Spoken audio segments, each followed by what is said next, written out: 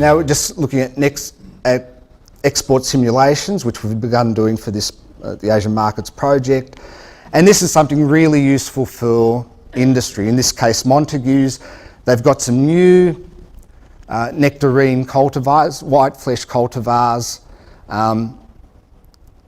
bred for relatively good sugar levels in the orchard, maintain firmness quite well, but they have very little knowledge about how these cultivars perform post-harvest. So what we've been doing is simulating CNF rate, and obviously monitoring various maturity and quality factors and seeing how they perform during that storage period. So here we've got Majestic Pearl, a mid-season variety stored at 2 degrees and 8 degrees Celsius, and we've measured flesh firmness and watched the change in that.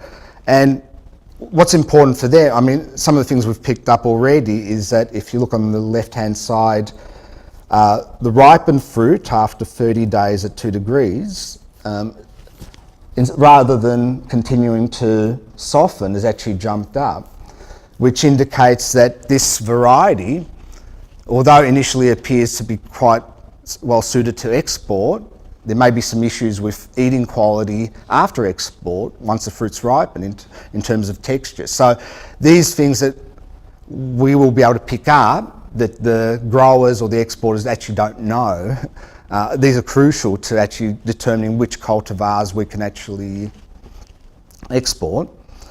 And then we've got an early season variety called White Knight, which Montagu's were quite keen on.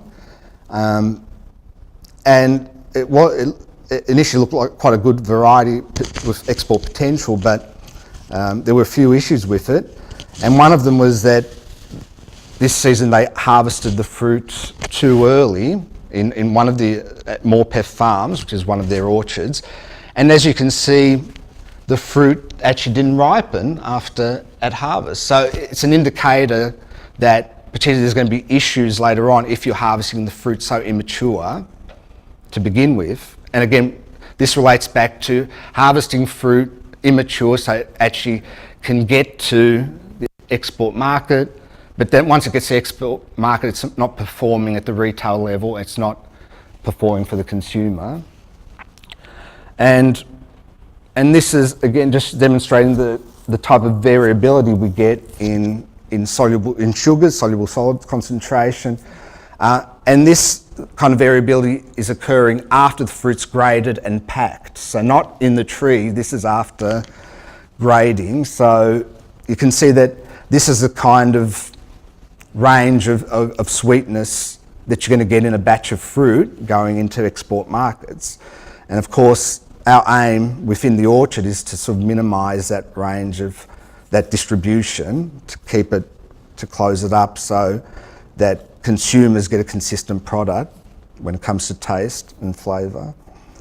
And just finishing off with this early variety White Knight, Montagu's was worried that the fruit itself didn't ripen evenly, individual fruit didn't ripen evenly, and when we did some measurements, we actually found that the bottom of the fruit, the blossom end, ripened much more quickly than the rest of the fruit. You say, oh, well, what's the big deal about that? Well, the issue is that because it does that, once it gets into export markets and starts ripening, the actual fruit has a shorter shelf life than you'd expect because of that blossom end ripening, that softening.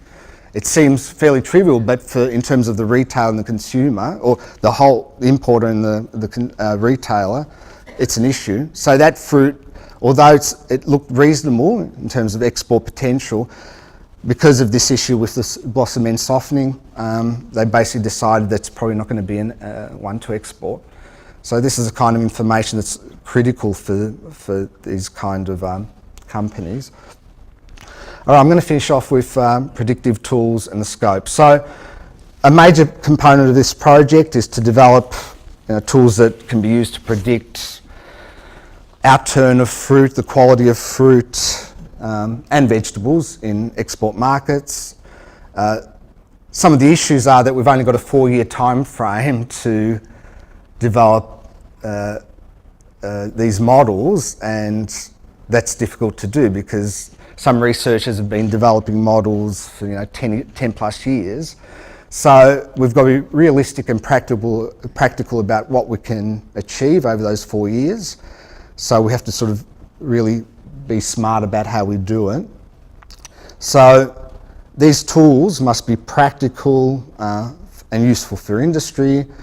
And what do horticultural industries want? Well, they want some quick answers to current quality problems, which won't necessarily be answered by sort of this modelling.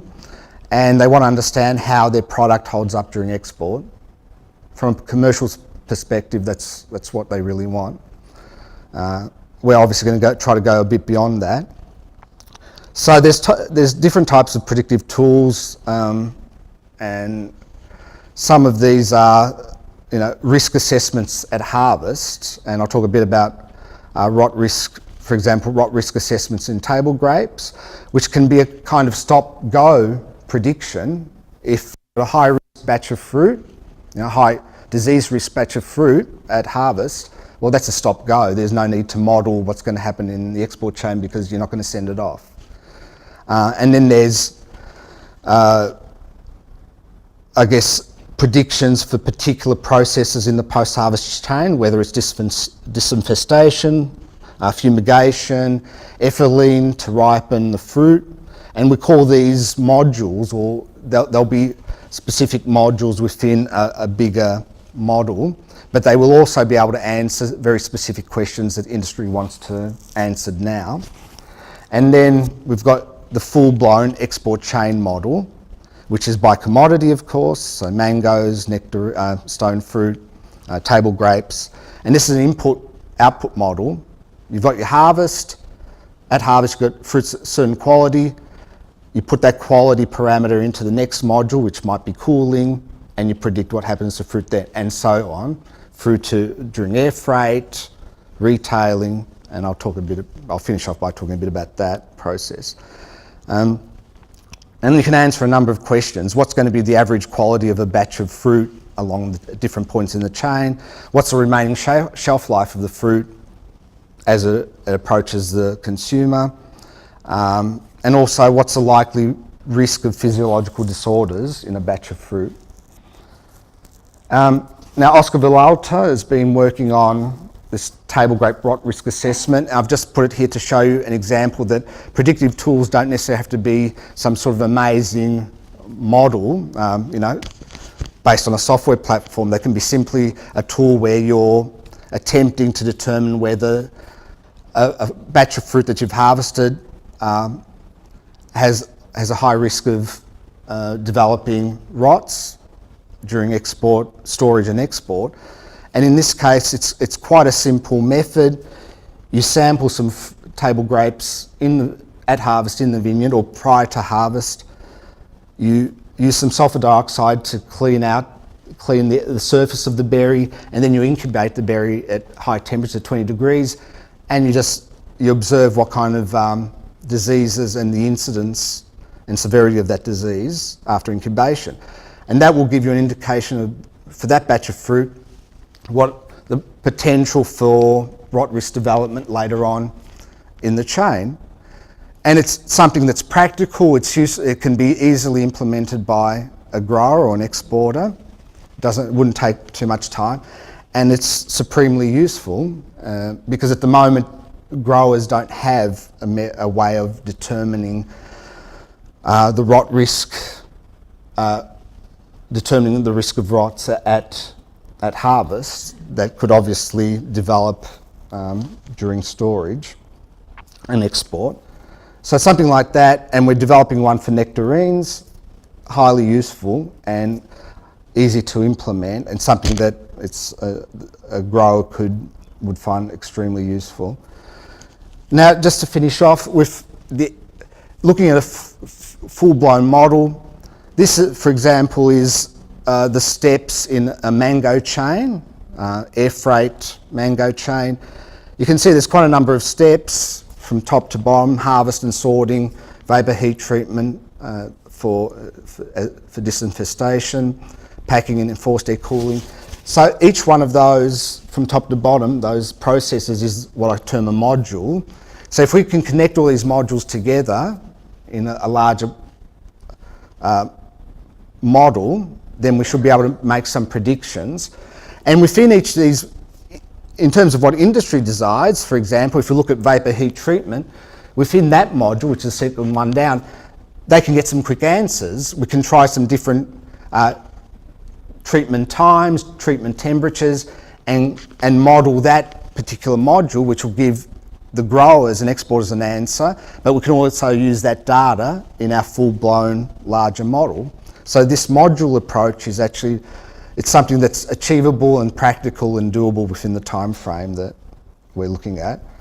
So looking at specifics, this module approach allows us to answer some questions like what's the export performance of cultivars, particularly new cultivars, what are the effect of post-harvest processes on quality, like fumigation, like ripening using ethylene. And we can link these modules together to predict quality changes at key points in the export chain. And the module may contain either a risk assessment, like the table grape rot risk assessment, which is a stop-go, or it will contain possibly a regression model, some empirical data we've collected, we've modelled it, and that goes into the module which becomes part of the broader model. And in saying all this, as I've shown, the initial conditions of the product, the fruit at harvest, is understanding what those initial quality parameters are and maturity parameters are critical for effective prediction. Without knowing that, we're not going to be predicting anything. And this has all got to do with the biological variation at harvest. And just some examples of regression models that we've developed previously, the type of models that you would use, regression models that we use in a more integrated model, export chain model. Top one is looking at the relationship between nectarine maturity, storage temperature, and days in storage, using the DA meter or IAD value. And the bottom one is for table grapes. Table grapes, visual quality is important. If you go to a supermarket, you'll notice that a lot of bunches, the stems or the racheids are quite brown. Stem browning is a visual issue. It's not a issue in terms of flavour or taste, but it does put off consumers. So we can actually model how the stem browning or rachis browning develops during storage, and how it's impacted by the actual morphology of the racheids at harvest. Again, this type of model could fit into a table grape model if you were interested in looking at how stem browning develops during storage and export and retail. What we're looking at in terms of the user interface or the web-based software that the grower exporter would use is a dynamic simulation software, and we've decided on Stellar, which it's quite a well-known simulation software. And the reason for that is the user interface can be made as simple as possible. The users don't have to see the mechanics, working along, the model working in the background. So on the left would be something that a grower exporter could use, could put in some key variables, firmness at harvest, predicted storage time, some temperatures, and the model will do its business in the background, and the grower or the exporter will see the results in a fairly straightforward user interface. So our aim is to use this package for, as I said, for several reasons, because it can do the job we need in terms of modelling, but also provides a user interface for industry.